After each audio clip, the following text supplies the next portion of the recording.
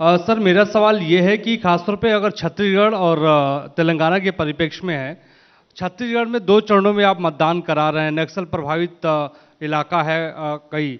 सरकार का दावा है कि नक्सलिज्म तो हमने ख़त्म कर दिया है, लेकिन इस बार भी आप 2 चरणों में मतदान करा रहे हैं। कितनी बड़ी चुनौती जो है नक्सल प्रभावित इलाकों में होगी आपको मतदान कराने के मद्देनज़र, क्योंकि 7 राज्यों की सीमा छत्तीसगढ़ से जुड़ती है जैसा आपने कहा।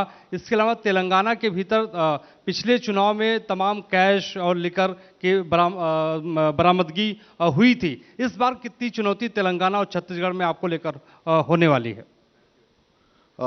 Yeah, gentleman in the second row there. Yeah, mic is coming to you, just wait. Yeah.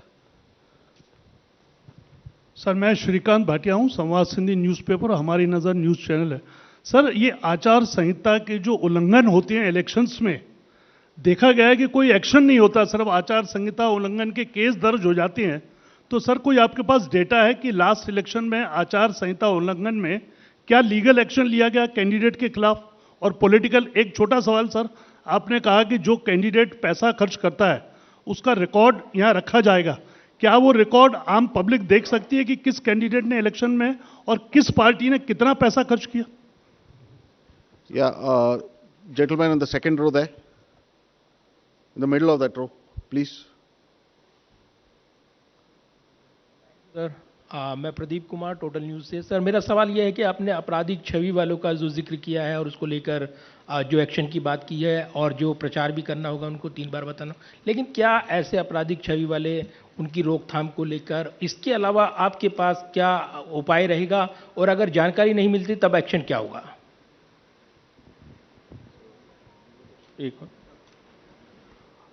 The lady at the back over there. Yeah.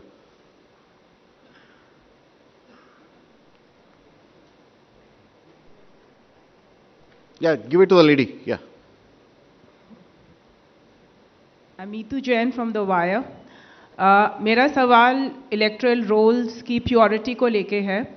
आपने बोला है कि जो BLO होगा वो जो डेटा है वो अपडेट करेगा। सवाल ये है कि BLO कितना कंप्यूटर savvy है ये डेटा अपलोड करने के लिए, और ये डेटा वो खुद अपलोड करता है या is it outsource to somebody else जो ये काम करेगा?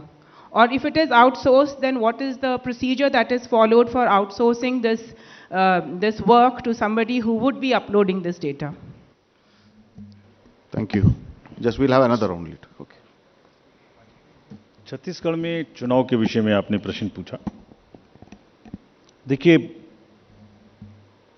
हर नागरिक को, हर वोटर को हम रजिस्टर करें और हर वोटर के पास में हम बूथ लेके जाएं ताकि वो अपना वोट डाल सके और उसको सारी सूचना जो उसको इन्फॉर्म डिसीजन लेने के लिए आवश्यक है वो उस तक पहुंचाएं।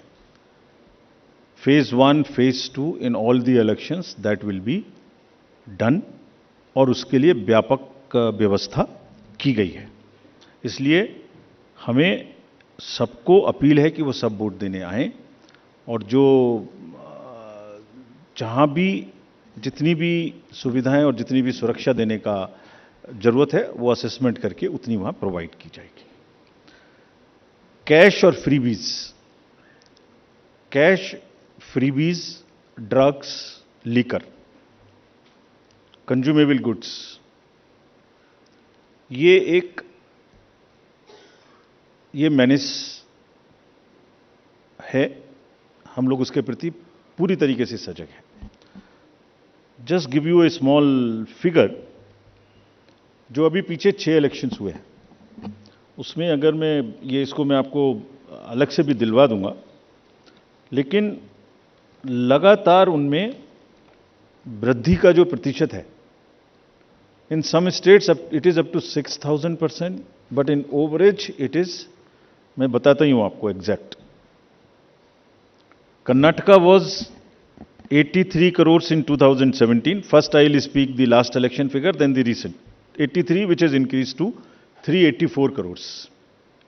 Tripura was 1.79 crores, increased to 45 crores. और त्रिपुरा में violence, you all remember 0, repoll 0, and this was the kind of improvement in the seizures.